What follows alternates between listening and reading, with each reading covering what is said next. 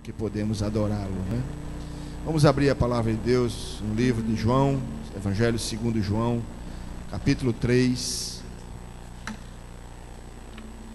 verso 1 ao verso 18, verso 1 ao verso 21, vamos ler essa porção do Evangelho.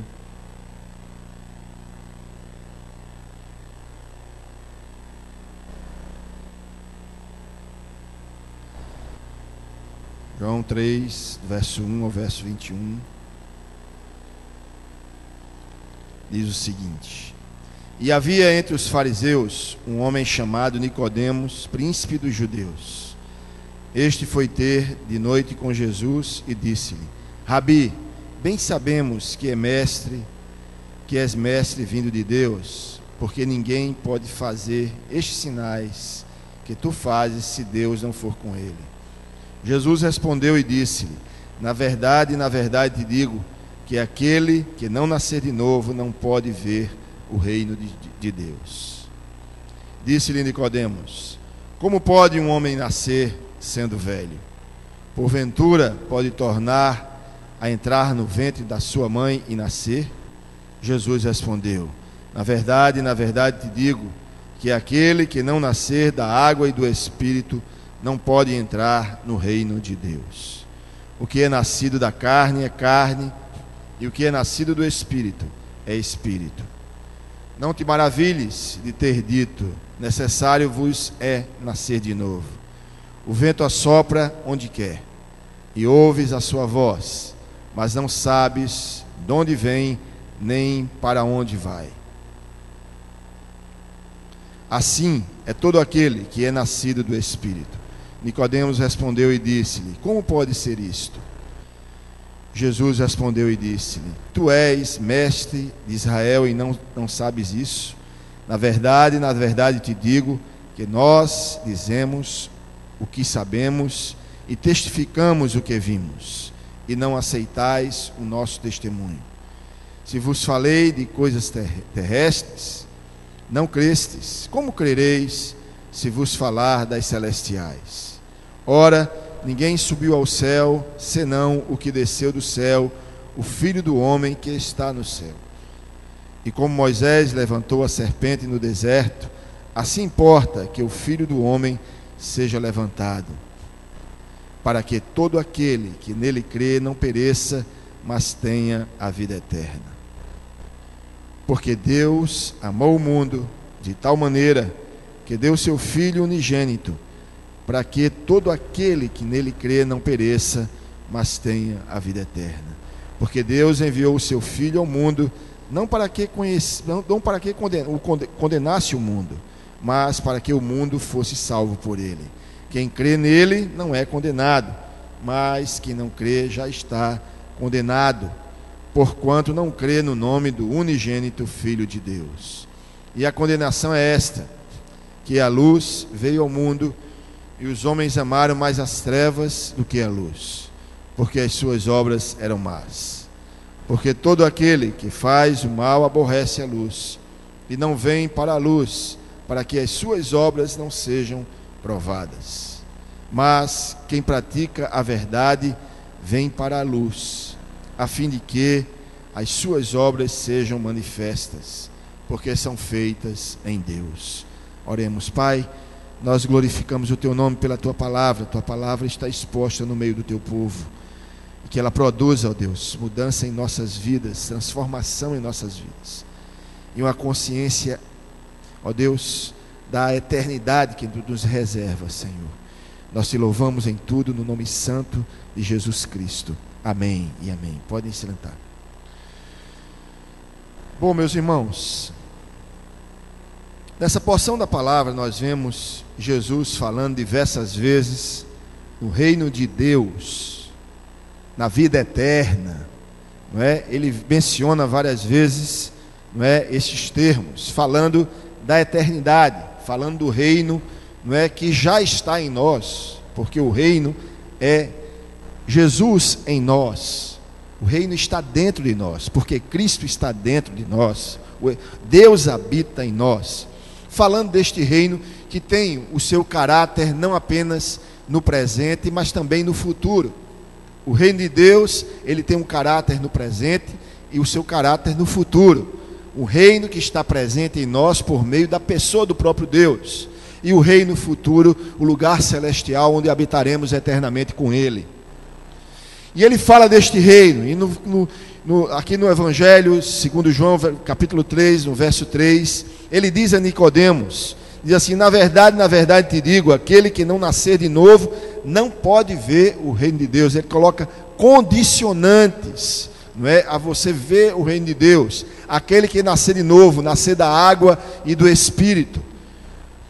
Ele também fala, aqui no verso 5, ele menciona também, na verdade te digo, que aquele que não nascer da água e do Espírito não pode entrar no reino de Deus. Ele fala desse novo nascimento, desse novo reino, que os homens naturais não conhecem, porque os homens naturais conhecem somente o reino deste mundo, não é? Embebido, não é? Mergulhado no pecado, mergulhado nos princípios do pecado, nos princípios da carne. E aqui no verso mais conhecido das Escrituras, se podemos chamar assim, ele fala: porque Deus amou o mundo de tal maneira, verso 15 e 16, vamos lá, para que todo aquele que nele crê não pereça, mas tenha a vida eterna. Deus amou o mundo de tal maneira que deu seu Filho unigênito, para que todo aquele que nele crê não pereça, mas tenha o quê? A vida eterna. E o que é essa vida eterna? E o que é este reino vindouro que já habita em nós? Quais são as características desse reino, desta nova vida prometida por Cristo? Quais são os ingredientes que precisamos estar bem atentos a esta nova vida? Sabe por quê, pessoal? Porque Nicodemos era um homem que tinha uma vida extremamente religiosa, tradicional. Era um homem que cumpria obrigações, cumpria rituais. Era um homem que tinha uma vida dentro da igreja.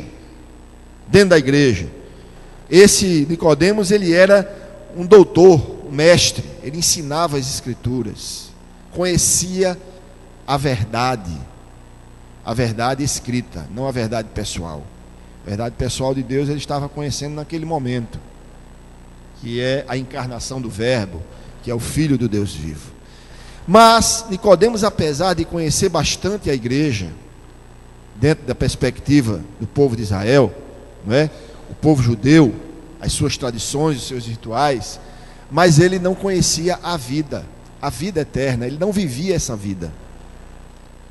Ele foi se encontrar com Jesus à noite, na calada da noite. E aqui a gente tem que ter, irmão, muita consciência quando a gente fala de vida eterna. Sabe por quê? Porque a gente pode, o homem é facilmente enganável. Ele pode se enganar com ele mesmo, com as pessoas, e o diabo pode lhe enganar facilmente. O diabo tentou ludibriar Jesus com a própria palavra. O que ele não pode fazer na cabeça de um ser humano? O diabo influenciou 1/3 dos anjos contra Deus. O que ele não pode fazer na cabeça de um ser humano que não tem a mente de Cristo? Ele dá um nó na mente da pessoa, e a pessoa não sabe nem que está dentro de um nó. Então a gente tem que ter consciência e viver, pessoal, segundo as Escrituras, não segundo o que a gente acha, não segundo a tradição da igreja, não segundo o espírito religioso, não é? Não segundo o cumprimento de normas apenas, mas segundo uma vida experiencial e transformadora que só o Espírito de Deus pode nos dar. A gente precisa saber que vida cristã ela tem algumas características para a gente identificar se a vida eterna nós temos vivido aqui no presente, e ela será projetada para o futuro, porque ela começa hoje e dura para sempre. A gente não pode achar que a vida eterna só está projetada para o futuro, não. A vida eterna começa agora, hoje, porque o reino habita em nós, o reino de Deus está habitando em nós, que é a pessoa do próprio Deus. O reino de Deus não está ligado só a algo localizado, a uma localização, a um lugar, de repente um espaço. O reino de Deus diz respeito a um estilo de vida. Diz respeito a um estado de ligação com Deus. Isso é o reino de Deus. É uma vida ligada com o próprio Deus. E essa vida ligada com o próprio Deus, ela gera consequências. E a gente não pode vivê-la apenas como se ela estivesse apenas no futuro, que é algo que nós estamos caminhando para ela. Nós não estamos caminhando para a vida eterna, nem para o reino. Nós já temos a vida eterna e já vivemos o reino nesta terra. E é esse o desejo de Deus, que vivamos o reino nesta terra, porque o reino habita em nós. O próprio Deus habita em nós. Por isso ele fala do novo nascimento. A perspectiva da vida eterna, do reino de Deus, não está ligada à morte física. Ela está ligada ao novo nascimento, a uma experiência pessoal hoje. Deus não diz assim, Jesus não diz assim: aquele que morrer, ele vai ressuscitar e vai para o reino um dia. Jesus não diz isso. Aquele que não nascer de novo, ele coloca o novo nascimento como uma condição, uma pré-condição para esta nova vida, para a habitação neste novo reino. Para que o reino habite em nós e tenhamos a vida eterna, é necessário nascer de novo, é necessário um estado. E a gente precisa ter muita consciência disso, senão, irmãos, nós vamos ver muitas pessoas nadando e morrendo na praia. E tem muitos, vamos dizer, evangélicos, vou falar cristãos não, evangélicos. Muitos evangélicos nadando, infelizmente morrerão na praia. Porque estão ligados a sua linha religiosa ou institucional, não estão ligados com o reino. E essa vida eterna, nós temos que ter muita consciência do que é ela. Primeira coisa que queremos falar sobre esta vida eterna. Essa vida eterna que João fala, não é, que Jesus fala ali no Evangelho de João. Em primeiro lugar, ela segundo este Evangelho, ela é um sinônimo do próprio reino, como eu falei. Ela é encarada como essa habitação transcendental daqueles que foram regenerados por Cristo nos lugares, e fala dos lugares celestiais. Vamos ver aí em Mateus capítulo 3, Mateus 3, vamos navegar um pouquinho nas escrituras, pessoal. Mateus capítulo 3,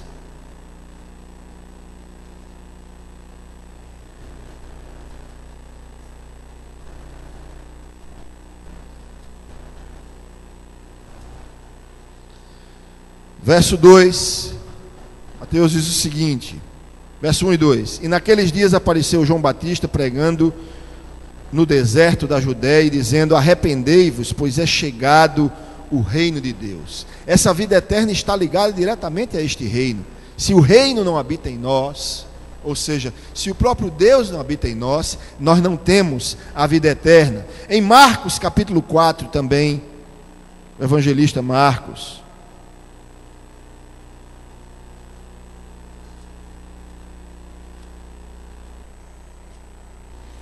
verso 26, ele diz o seguinte: e dizia: o reino de Deus é assim, como se um homem lançasse semente à terra. A parábola do semeador. Jesus fala do reino de Deus e coloca outra característica da semeadura deste reino, não é? Este reino, nós, como devemos andar nesse reino, quais são as práticas desse reino. Jesus fala do reino de Deus nos 3 evangelhos. E este reino também esta vida eterna está ligada a este reino que habita em nós. E precisamos entender que nós somos cidadãos desse reino. E temos ligação com o reino, porque o reino é representado pela pessoa em quem se fundamenta o reino, que é a pessoa do próprio Deus e a pessoa do Espírito Santo. O reino de Deus também, ele é uma forma de vida, este reino de Deus. Esta vida eterna, ela é uma forma de vida. Abra aí em João capítulo 3, voltando a João aí capítulo 3.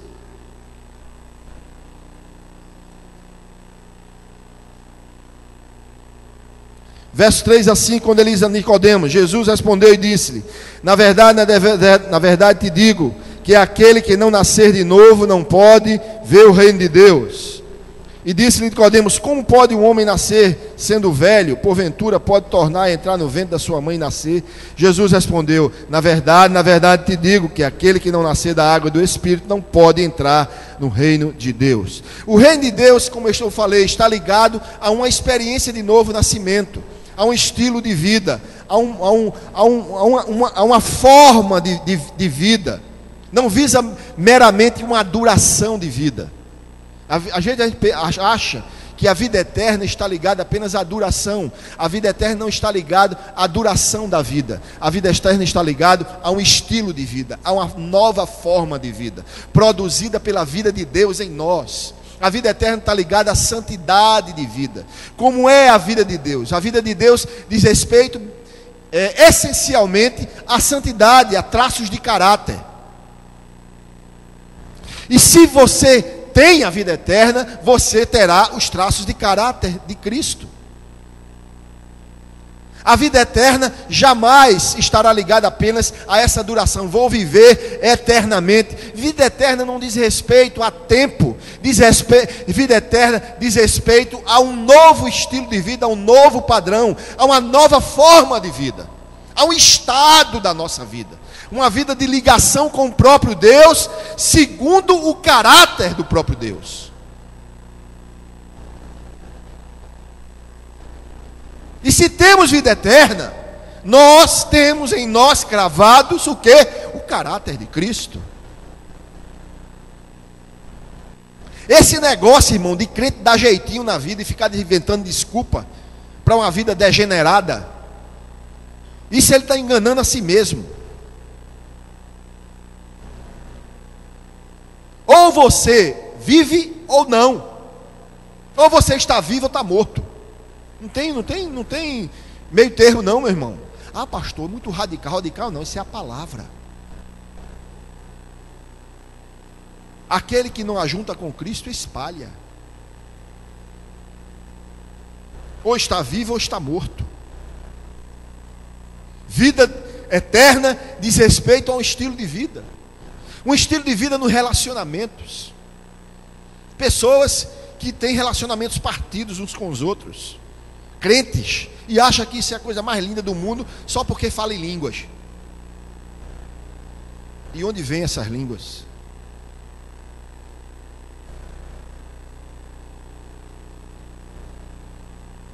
Os dons não evidenciam santidade. Os dons existem para capacitar e ferramentar a igreja para a obra. O que vai permanecer cravado no homem é o que Cristo, o Espírito Santo faz em nós, dentro de nós, a purificação do coração, a transformação da nossa imagem, a imagem de Jesus Cristo. Isso vai permanecer para sempre, porque os dons cessarão, a santidade permanecerá. O batismo com o Espírito Santo, a maior obra de Deus dentro da experiência do batismo com o Espírito Santo em nós é a inteira santificação, é a purificação do coração do homem. Não é apenas a distribuição dos dons.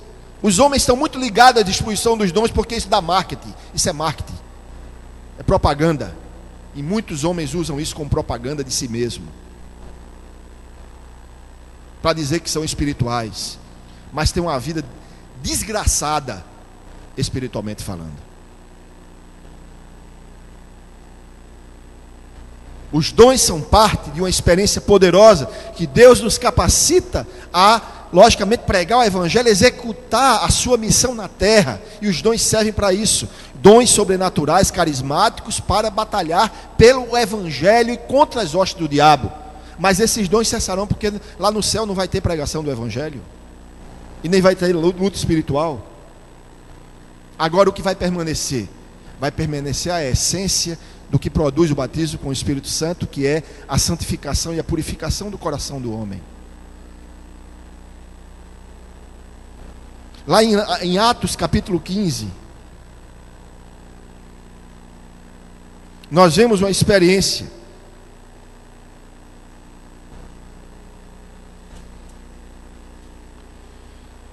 Verso 8.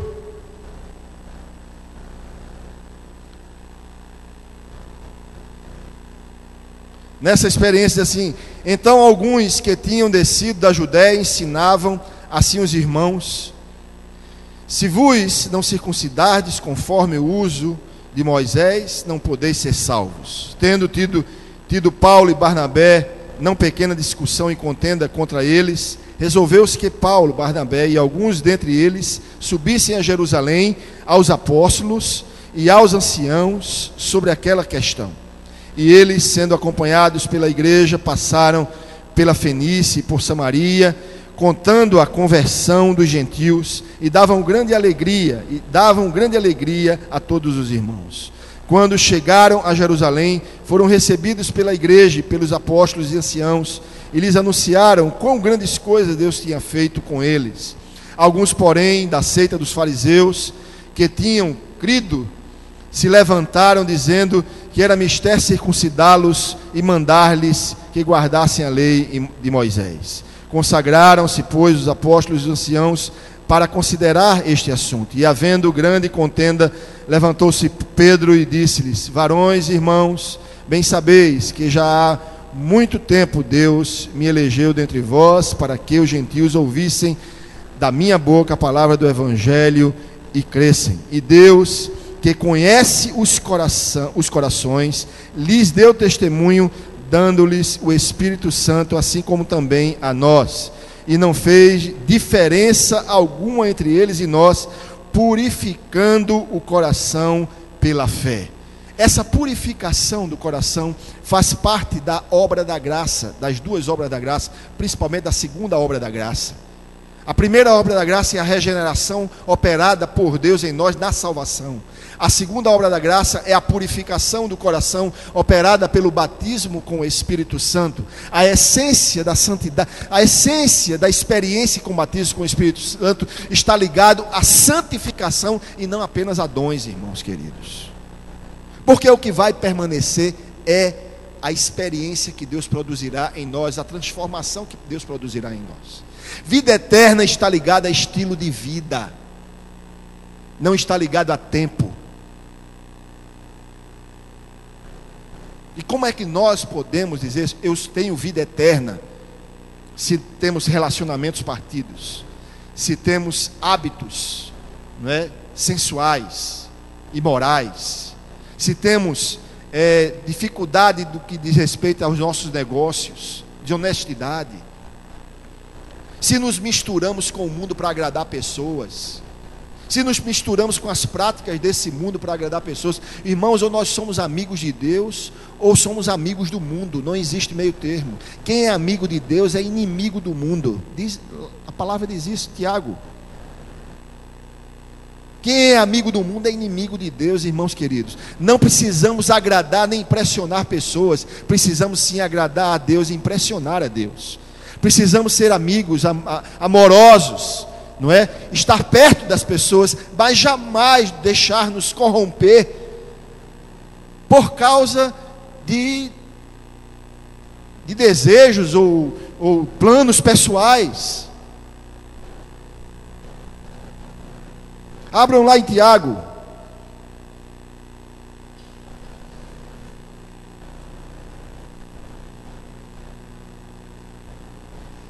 eu me lembrar aqui.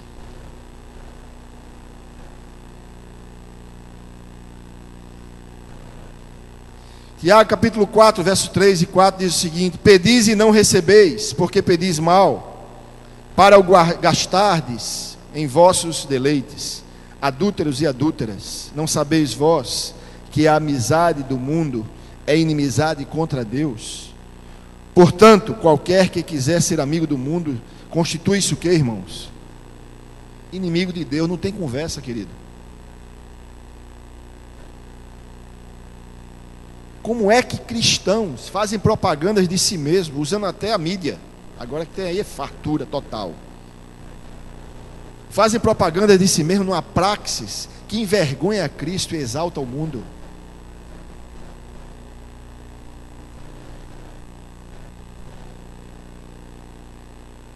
Facebook, Orkut, tem um monte de coisa aí. Quer ver a vida de um cristão? Vá no Facebook. O camarada parece aquele que ele se solta. É um marketing, é o auto-marketing. Irmãos queridos, a vida eterna é um estilo de vida. É um estilo de vida na presença dos homens e na presença de Deus. Faça um marketing do céu, da vida eterna que você vive. Não faça um marketing de você mesmo, não. Se você tem vida eterna, viva hoje. Ah, pastor, porque é muito difícil. Difícil é carregar a cruz que Jesus carregou. Essa eu e você não conseguiria. Nós não conseguiríamos. Essa cruz foi pesada. Só ele aguentava.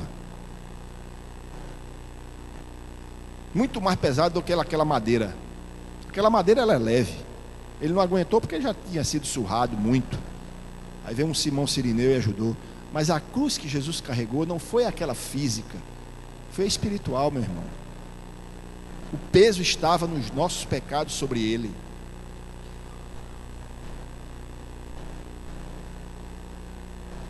E como é que, irmãos, nós temos uma vida eterna e não a vivemos? Temos que vivê-la, ser coerentes com o evangelho que pregamos e com as músicas que cantamos. Quando a gente canta aqui, santo, santo, santo, digno é o Senhor. Os serafins cantam isso, voando ao redor do trono. Proclamam isso, é uma proclamação. Nós estamos proclamando a glória e a santidade do Deus Altíssimo. Nós temos que ter uma boca santa, um espírito santo, uma alma santa, um corpo santo. Eita, pastor, tem que ser perfeito? Não, tem que ser santo, separado do pecado, separado para Deus, com um caráter transformado diante do Senhor, para exaltá-lo. Vida eterna diz respeito a estilo de vida, a uma nova forma de vida, e não a tempo. Todo mundo gosta, né, de viver para sempre, não morrer nunca. Morrer fisicamente todo mundo vai. Agora, deixar de existir, ou nós existimos num estado de vida eterna, ou nós existimos no estado de morte eterna. Isso é a morte espiritual e a vida espiritual, que diz respeito a uma ligação com a vida que é o próprio Deus. Aqueles que estarão mortos eternamente é porque estão desligados de Deus. Aqueles que estarão vivos eternamente é aqueles que estão ligados com Deus por meio de Jesus Cristo. Isso é vida eterna e morte eterna. E se estamos ligados com Ele, temos que ter a vida dele. Ah, pastor, mas sabe o que é? Que é uma oportunidade muito boa. Eu vou só um pouquinho aqui, vou dar um jeitinho aqui. Meu irmão, não dê jeitinho não. Abandone a oportunidade muito boa e fique com Jesus, que é melhor ainda. Jesus é melhor do que qualquer oportunidade que você tiver na vida. Ele é a grande oportunidade. E foi Ele que o ladrão abraçou. Abrace aquele que é o Messias. Vida eterna, ela é a transformação segundo a imagem e modelo de Cristo, em que os crentes compartilharão esta natureza divina de sua vida, de modo como Cristo também compartilha dela. Vamos abrir aí para 2 Pedro. 2 Pedro, capítulo 1, verso 3 a 4. Diz o seguinte: essa transformação, segundo a imagem do Deus vivente, visto como o seu divino poder, 2 Pedro, capítulo 1, do verso 3 ao verso 6, verso 7. Visto como o seu divino poder nos deu tudo o que diz respeito à vida e piedade, pelo conhecimento daquele que nos chamou por sua glória e virtude, pelas quais ele nos tem dado grandíssimas e preciosas promessas, para que por elas fiqueis participantes da natureza divina, havendo escapado da corrupção que pela concupiscência há no mundo. E vós também, pondo nisto mesmo toda a diligência, acrescentai à vossa fé a virtude, e a virtude a ciência, e a ciência a temperança, e a temperança a paciência, e a paciência a piedade, e a piedade o amor fraternal, a fraternidade, e ao amor fraternal o amor. Vemos que essa vida eterna diz respeito a compartilhar esta natureza divina. Como o apóstolo Pedro diz, essa imagem, segundo a imagem de Jesus Cristo. João também fala sobre isso no capítulo 5. Abram aí primeiro, lá em João, capítulo 5. Evangelho de João, capítulo 5.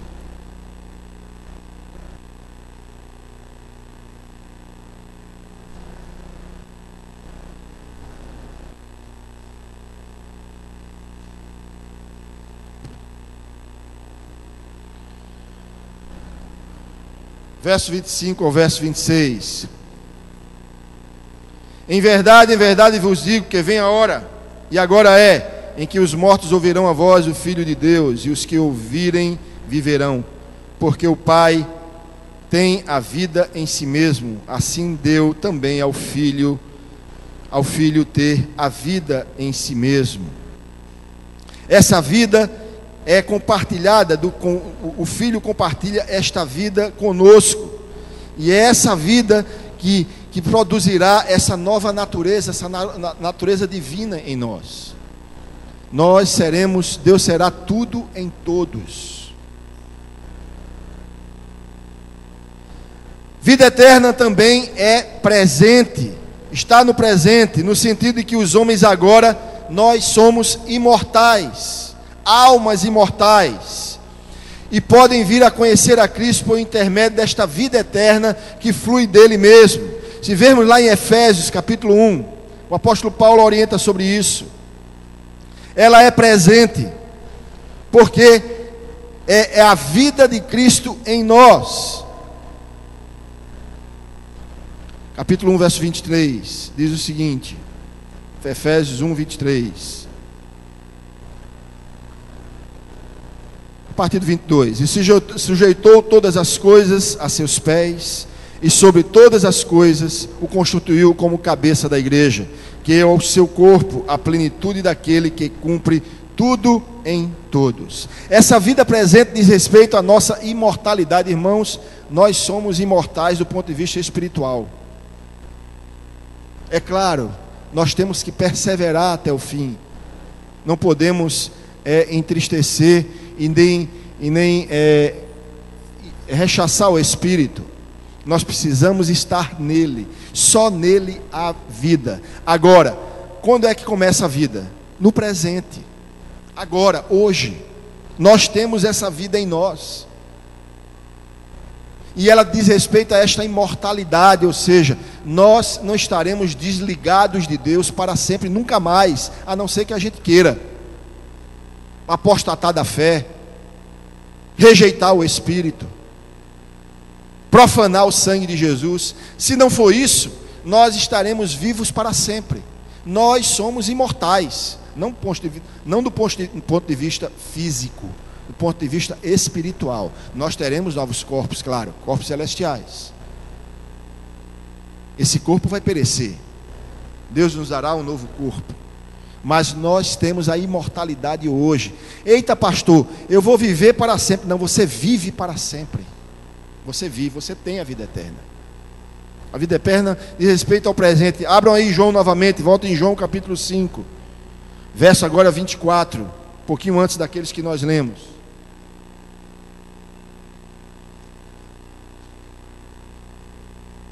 Diz o seguinte: na verdade vos digo que quem ouve a minha palavra e crê naquele que me enviou, terá a vida eterna. Não entrará em condenação, mas passará da morte para a vida. Está certo aí? Hein? Tá não? A minha Bíblia está diferente de vocês. Vou rasgar a minha Bíblia. Vocês estão atentos, graças a Deus. Estão lendo a Bíblia. Estão atentos. Na verdade vos digo que quem ouve a minha palavra e crê naquele que me enviou, tem a vida eterna e não entrará em condenação, mas passará ou passou? Passou da morte para a vida. Nós temos a vida eterna e já não estamos mais mortos, estamos vivos. Precisamos entender o caráter da vida eterna. Quinto lugar, essa vida pode sim influenciar nossas vidas hoje, claro. E podemos ver o quão é nobre a vida humana, o quão é preciosa a vida humana. Nós podemos, por meio desta vida eterna, não é, com as características dessa vida eterna e os princípios da vida eterna absorvidos por nós pelas Escrituras, podemos dar valor ao ser humano e não passar pelo ser humano como se ele não existisse. Dar valor à qualidade de vida do ser humano, o que ele está vivendo, o que ele está passando. Podemos servir uns aos outros, ou seja, podemos servir ao nosso próximo, porque ele não tem vida eterna. Principalmente aqueles que não têm vida eterna.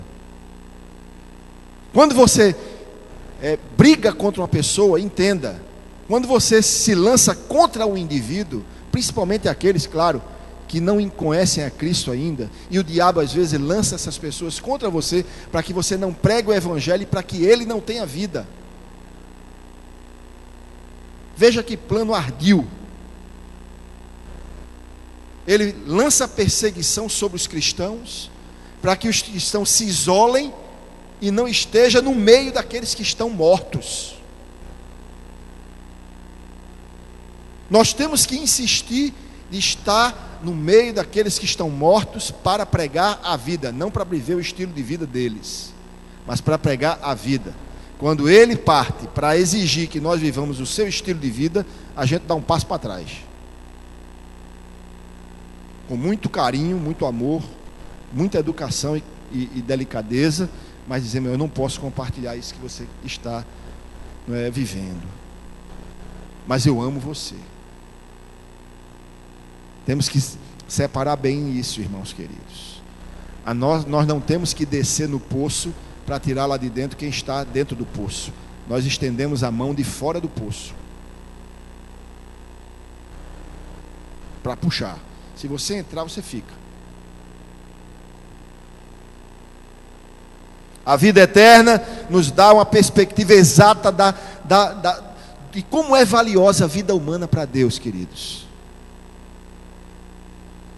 A gente passa a valorizar o ser humano, mesmo que ele tenha um caráter completamente degenerado, mas é esse que Deus quer salvar e dar vida eterna. Deus não veio para os sãos, Jesus não veio para os sãos, Jesus veio para os doentes. Em sexto lugar, essa ideia de vida eterna está vinculada no Novo Testamento à ressurreição e imortalidade, e assegura uma identidade pessoal, contínua com Jesus. Se você vê em 2 Coríntios capítulo 3, 2 Coríntios capítulo 3, abram aí, no verso 18, o apóstolo Paulo diz o seguinte, a partir do verso 7, ou melhor, a partir do verso 17: ora, o Senhor é Espírito, e onde está o Espírito do Senhor, aí há liberdade. Mas todos nós, com cara descoberta, refletindo como um espelho a glória do Senhor, fomos transformados de glória em glória, na mesma imagem, como pelo Espírito do Senhor. Essa perspectiva do Novo Testamento fala sobre esta vida está ligada a uma ressurreição que houve em Cristo Jesus, a esta imortalidade que houve em Jesus Cristo, e da transformação gradativa que diz respeito à nossa vida. E podemos ter essa transformação gradativa se realmente ressuscitamos dos mortos. E essa ressurreição é espelhada pela doutrina do batismo. O batismo mostra ritualisticamente, claro, exteriormente, que o homem morreu para este mundo embaixo das águas e ressuscitou para Deus por sobre as águas. A vida eterna está ligada essencialmente a essa ressurreição que só Jesus pode nos dar. Uma ressurreição espiritual, mas também uma ressurreição física. Numa perspectiva presente de uma ressurreição espiritual presente. Eu ressurgi dos mortos, passei da morte para a vida, das trevas para a luz hoje, e eu vou ressuscitar dos mortos fisicamente no futuro. Está ligada intimamente à doutrina da ressurreição, à imortalidade que nós temos. Não há vida eterna sem essa ressurreição, e o apóstolo Paulo diz isso em 1 Coríntios capítulo 15. Se Jesus não ressuscitasse, seria vã a nossa fé e a nossa pregação. Por isso a doutrina da ressurreição é uma coluna dentro do Evangelho de Jesus Cristo, dentro da doutrina cristã. Porque a vida eterna está ligada a esta, neotestamentariamente, a esta ressurreição, propiciada pelo sacrifício que Jesus fez na cruz do Calvário. Vemos as características da vida eterna muito claras. Primeira, ela está ligada a este reino, o reino de Deus que habita em nós. Segundo, a vida eterna está ligada a um estilo de vida, a uma vida de santidade, a uma vida transformada. Terceiro lugar, é uma transformação segundo a imagem e modelo de Jesus Cristo, revelado nas Escrituras. Quarto lugar, ela é presente no sentido de que nós vivemos esta vida hoje. Quinto lugar, esta vida nos influencia e influencia os outros, e não é uma vida somente guardada para nós, mas é uma vida que tem que ser proclamada às pessoas, não apenas pela palavra, mas também por esse novo estilo de vida. Esta vida eterna, ela influencia o mundo com as características e princípios do Evangelho, não que nós pregamos apenas, mas aquele Evangelho que nós vivemos. A vida eterna, ela está vinculada doutrinariamente à doutrina da ressurreição. Nós nascemos de novo, por isso nós ressuscitamos dos mortos espiritualmente. O batismo espelha isso exteriormente. E também, dentro de uma perspectiva futura, ressuscitaremos fisicamente, porque teremos novo corpo, um corpo celestial, como Jesus teve também, quando ressuscitou dos mortos e ascendeu dos céus, aos céus. Esta vida eterna está ligada a tudo isso. Para nós concluirmos, a vida eterna é a vida essencial, a vida independente, a vida necessária. Não se pode dizer que tem vida se não temos vida eterna. O homem nasce morto nos seus pecados. O homem, ser humano sem Cristo, ele é um zumbi da terra. Ele vive uma vida que não existe. Ele apenas, ou melhor, ele existe apenas, não vive. Nós temos que entender, queridos, que nós estamos na terra ainda como igreja, para que o mundo creia que existe uma alternativa de vida e possa absorver esta vida que só há em Jesus. Você não está aqui para fazer carreira, ser um profissional bem-sucedido. Claro, isso aí faz parte da vida. É o que Jesus, é o que Deus acrescenta. Mas você não está aqui para ser um profissional bem-sucedido, para ser uma pessoa de repente influente, poderosa. Você não está aqui. O propósito da igreja estar aqui na terra não é esse. O propósito da igreja estar na terra é pregar o evangelho para que as pessoas tenham vida. Porque no dia que o Senhor vier, ao soar a trombeta do arcanjo, a igreja subirá. Aqueles que tiverem, os que morreram em Cristo ressuscitarão primeiro, e os que estiverem vivos serão arrebatados. Vai ficar o seu emprego aqui, sua casa, seu carro, sua posição, seu status, vai ficar tudo. Quem vai subir é você. Eita, pastor, não é necessário não, irmão. Não estou dizendo aí que você nem para você ser irresponsável, nem ser preguiçoso, nem ser improdutivo. Não estou dizendo isso. Seja um cristão e faça o melhor aonde Deus te colocar, e seja o melhor para Jesus Cristo e não para você.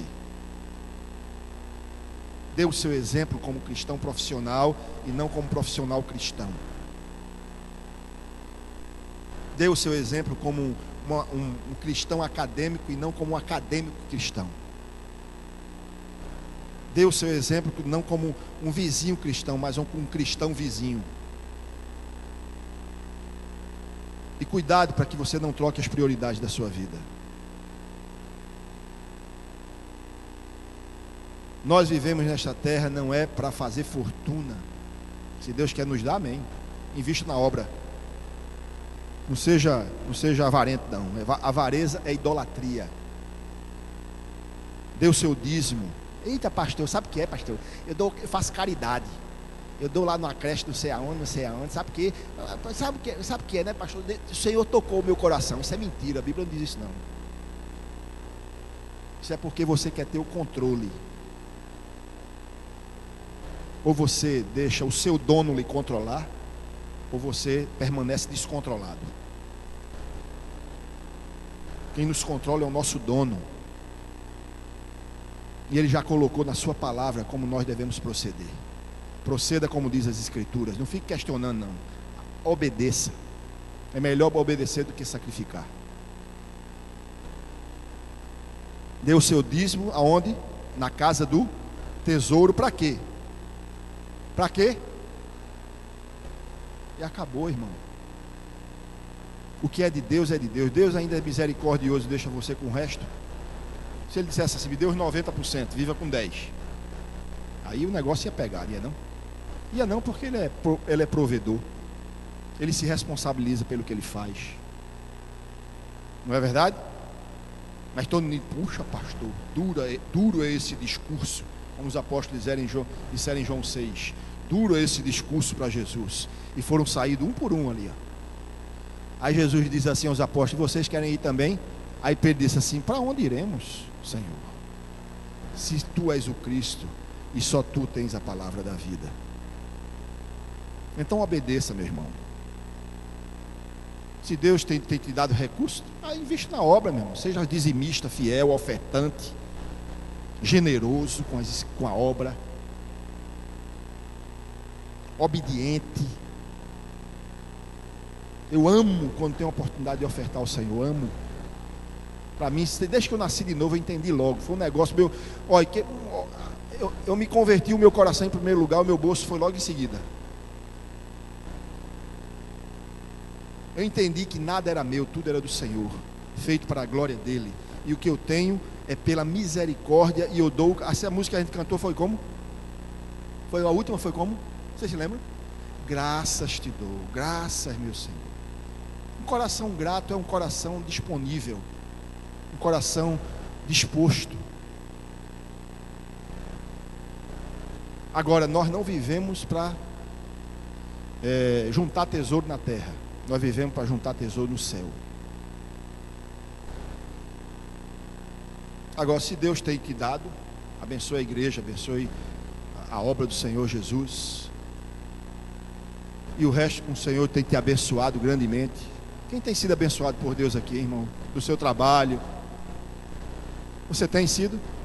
Aleluia. Eu tenho sido muito. Muito mais do que eu mereço ou preciso. Muito mais. Sempre foi assim.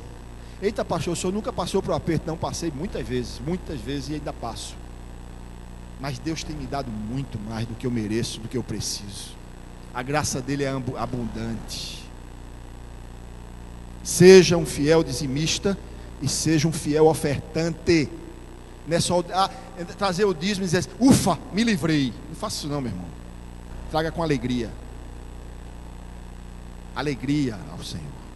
Arredonde para cima, não arredonde para baixo não. Para cima. Tem gente que faz as contas assim, ó. Aí arredonda para baixo. Meu irmão, o mais importante não é o dinheiro que você dá não, meu irmão. O importante é como você deposita a sua oferta sacrificial ao Senhor. É como o seu coração está, meu querido. Deus não precisa do meu dinheiro, nem do seu dinheiro. Primeiro porque é dele. Deus quer o seu coração. É a fidelidade, é olhar para dentro de você e ver que você é fiel e leal. Deus quer o seu coração quando você se dispõe para o ministério. Eita, pastor, sabe o que é? Que eu estou tão sem tempo, meu irmão, não fale de tempo comigo não. Porque, olha, só a misericórdia de Deus para dar tempo para tudo que eu tenho que fazer. E dá.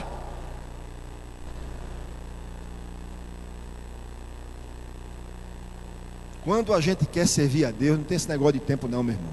Tem a disposição do nosso coração. Não faça fazendo favor para Deus não. Ah, pastor, tá certo, então eu vou fazer isso aqui, viu? Mas depois... E tem gente que ainda diz assim, ó, sabe o que é, pastor? Eu nunca cobrei nada da igreja. Cobrar o quê? É um devedor do Senhor Jesus, irmão. Devedor. Eternamente devedor nós somos. Que você fizer para o Senhor, faça de coração, com alegria, com disposição, generosidade, seja no que diz respeito a dízimo e oferta, no que diz respeito a seu tempo, no que diz respeito à sua disposição, seus talentos, seus dons, se dispõe e realize. Não fique, a gente não pode ficar inventando desculpa para si mesmo não, meu irmão. É realizar. Tem gente morrendo, bilhões de pessoas morrendo no meio do mundo, sem o evangelho, e os crentes tudo brigando por poder, por status, por mídia. Meter o pé na estrada e pregar o evangelho, meu irmão. Que conversa. E essa igreja é uma igreja que faz e vai fazer muito mais, viu? Pode se preparar. Porque vocês... Eu não vou abrir meu coração agora não. Mas o que Deus tem colocado no meu coração, meu irmão, chega a borbulha. E eu digo, Deus, se isso vem de ti, me confirma. Para que meu coração não me engane. Quando você, eita, eu quero fazer mais, mas faça mais segundo a direção do Espírito. Faça mais porque você quer não. Que vier no coração, coloque diante da cruz e diga, vem de ti, Senhor. Eu faço isso, façam também, viu? Só pegue se vier dele. Deus nos levará para lugares altos, meus irmãos queridos. Eu quero pregar o evangelho até os... Não quero só pregar na minha Jerusalém, Samaria, não. Quero pregar até os confins da terra, viu, irmão? Pregar fora do país, no país e fora do nosso país. Vamos pregar o evangelho, vamos até lá. Se preparem, viu? A bênção é grande. Quero ver quem é que vai fazer viagem comigo aí, para pregar esse evangelho. Nós vamos em nome de Jesus, e Deus nos dará os recursos necessários para isso. Deus nos dará e levantará obreiros para serem enviados, obreiros para serem sustentados por essa igreja. E é isso, o propósito da nossa vida aqui na terra é esse: adorar o Deus vivo e proclamar a sua salvação. Porque tem muita gente sem vida eterna, e nós temos a vida eterna. Amém, igreja? Vamos ficar em pé.